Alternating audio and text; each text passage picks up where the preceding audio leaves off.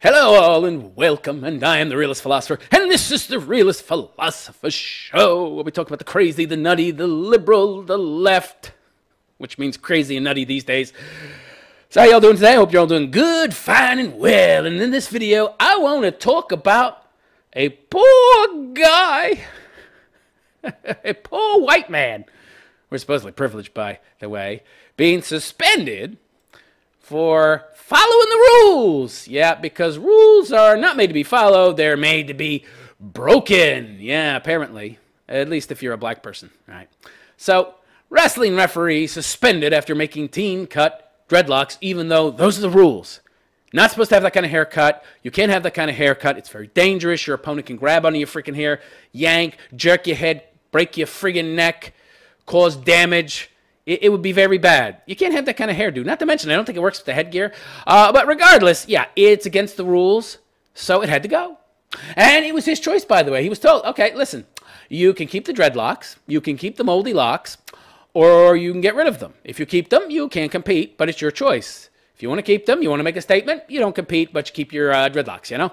And if you want to compete, you got to get rid of the dreadlocks. Yeah, so essentially following life's rules, you know, because there are rules, unless you're a black person, of course. If you're a white person, there's rules, and you better follow them or you're in trouble. But if you're black, the rules don't apply to you if it's about your hair, if it's about something ethnic, because somehow, dreadlocks are a signal, a signature black, part of black identity. And so you can't get rid of that. It's like a hijab or something. Ilhan Omar, no, I can't get rid of my hijab. It's part of who I am. If you make me take it off, I'm going to scream and cry racism. Yeah.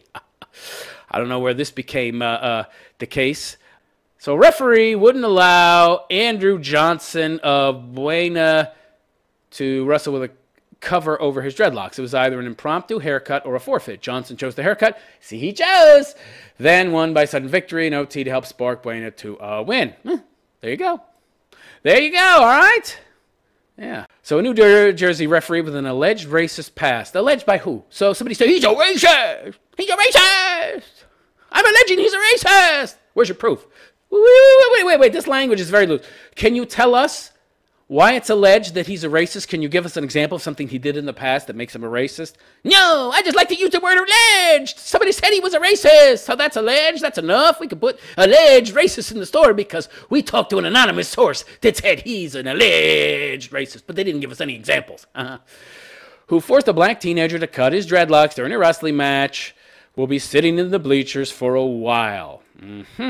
So essentially a guy with balls, alpha male, not a pussy, somebody who isn't afraid of the just social justice warriors, is going to do what's right, is going to follow the rules, because that's in the rules. He's not just arbitrarily saying, hey, you can't have that hairdo if you want to compete. You have to get rid of it. Do you think he's just arbitrarily making this decision because he doesn't like black people dreadlocks? Ooh, that's in the rules. Oh, they don't tell you that, though. Oh, it's at his discretion to apply that rule. Yeah, but the rule is there, and he chose to apply it. What's your problem? A video of an official cutting the hair of Andrew Johnson, a student at Buena Regional High School in Atlantic County, went viral on Twitter on Thursday night and sparked immediate outrage. Well, he wouldn't have done that if it was a white boy with dreadlocks. Well, guess what? Unless it's a wigger, unless one of these kids wants to be black, he wouldn't have dreadlocks. How many white people I've seen with dreadlocks outside of TV? Zero! Okay? That's why it wouldn't happen with a white kid, because they don't have them. I'm sure you can find some isolated case, but generally speaking, they don't. Yes, it caused an outrage. Ooh, an outrage. Yeah, the outrage mob came out on Twitter. They got nothing else to do. They have no meaning in their lives. They live in mommy's basements. They don't have jobs. They study gender studies and lesbian dance theory in school and race studies. And, you know, now they have no jobs. They have no meaning. So, of course, they have to find meaning. I want to be an activist. I'm going to change the world for the better. Outrage mob. Losers. In response to the incident, the New Jersey State Interscholastic Athletic Association said the referee involved, Alan Mahoney, would be sitting out some matches as they investigate.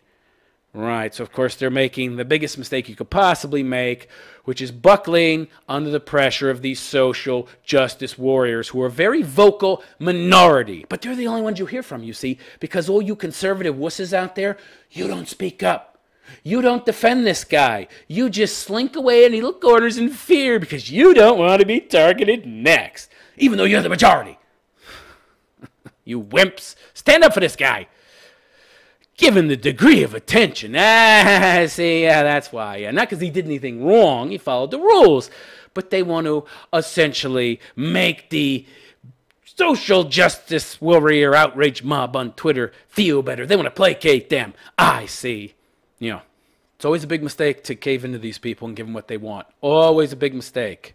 Never appease people like this, because then the appeasement will never end. The NJSIAA, oh my God, will recommend to chapter officials that the referee in question not be assigned to any event until this matter has been reviewed more thoroughly, according to the association's Twitter statement. Johnson was in a due meet against Oakcrest High School in Hamilton, New Jersey, when Maloney ordered him to get a haircut or forfeit. The ref didn't give the student the option of wearing a cap, according to the NewJersey.com. Yeah, it's in the rules, okay? It's in the rules! In March 2016, Maloney allegedly used a racial slur during an argument at a Jersey Shore condo. What is this? This sounds like hearsay times 3. Where you get this information? You got anything on the record? From who? Give me a source. It's always one of these anonymous sources.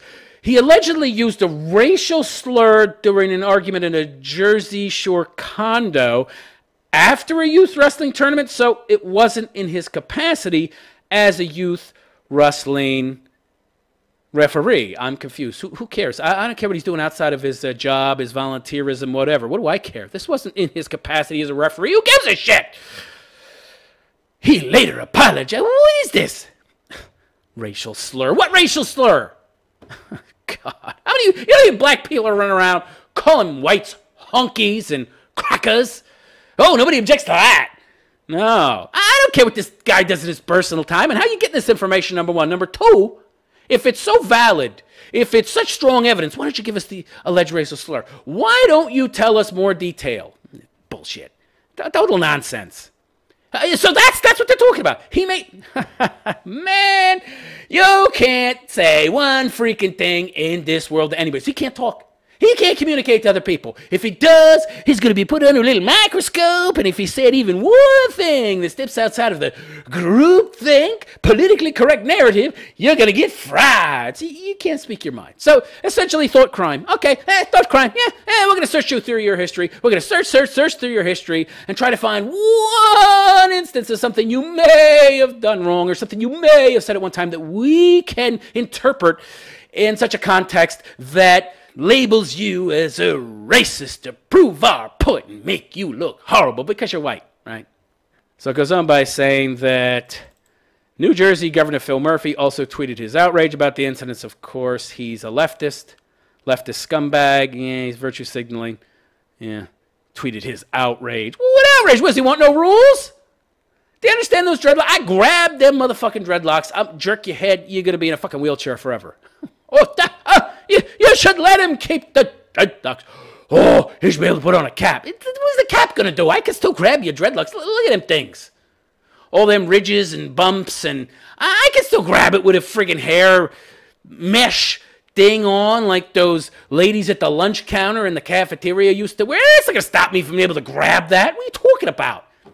This is so stupid. You shouldn't have done anything because this going to black kid to cut his dreadlocks is racist. Why? Why? It's not attached to race in any way, shape, or form. Yeah. Now I have to respect whatever kind of hairdo or clothing style or whatever you want to do if you're a minority. It's somehow connected to your race, right? Even though it's against the rules. The rules don't matter. He's black.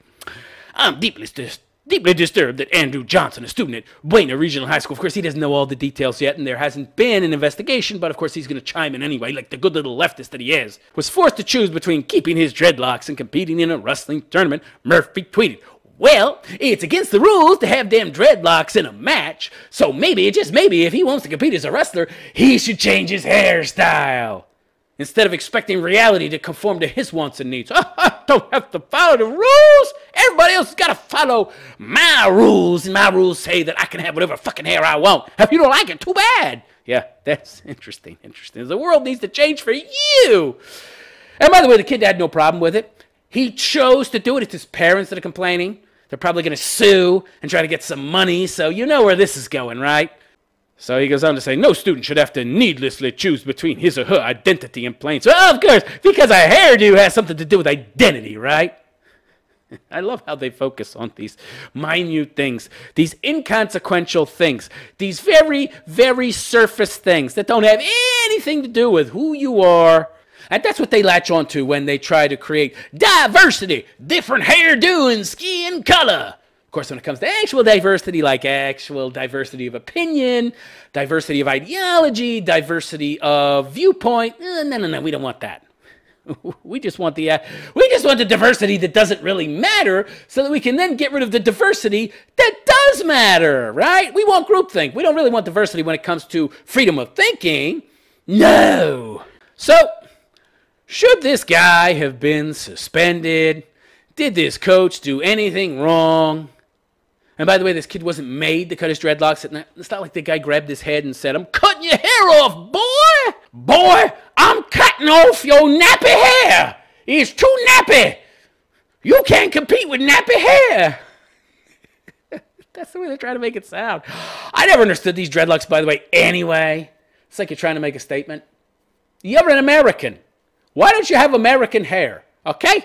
Why don't you have civilized hair? If somebody walked in my office wanting a job with that disgusting bird's nest, you know what I think? You really don't care very much about how you look. The mold growing in that stuff. This is just lazy people who don't want to have to take care of their hair. I wouldn't have dreadlocks. Of course, I don't have that much hair anyway. But I used to have a lot of hair. But I didn't have dreadlocks then either. I would comb my hair. I would wash my hair. You can't wash that. How well can you wash that? How well is the soap getting into all them twisted locks and shit and holds a lot of dirt and mold? And how about that moldy locks girl that got punched in the face, right? Her locks were all moldy and shit. Of course, that could have just been bad hygiene. But yeah, it's an atrocious hairdo, very ugly. It's not professional looking. Yes, there are objective standards for professionalism. You should try to adhere to them. You should care a little more about how you look, son. But it didn't have anything to do with your looks. It had to do with the rules. It's all about practicality. Your opponent, whether you're wearing a little fucking lycra hat over that crap or not, is going to be able to grab them things and yank your head around. And the next thing you know, you're going to be Stephen Hawking's traveling around in a fucking wheelchair, directing yourself by blowing in a tube. You want to go right, you blow right. And you have to use your eyeballs to search for fucking letters on an alphabet screen, right? And you got this stupid virtue signaling idiot politician. Oh, he shouldn't have had to cut his hair. He can be a quadriplegic all his life. That's fine. I don't care if he is. There couldn't be any possible practical reason for having to do that. Oh, no. Idiots. The idiots.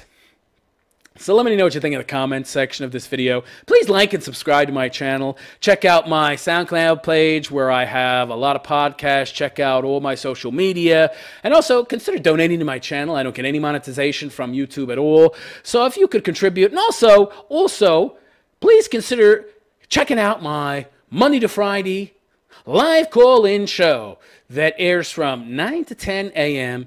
every morning, New York City time. It's a call-in show. It's a U.S. number. You can use Skype. You can use your cell phone. Most cell phones have the ability to call anywhere within the continental United States for free. So you can call in, comment. It's a fun time.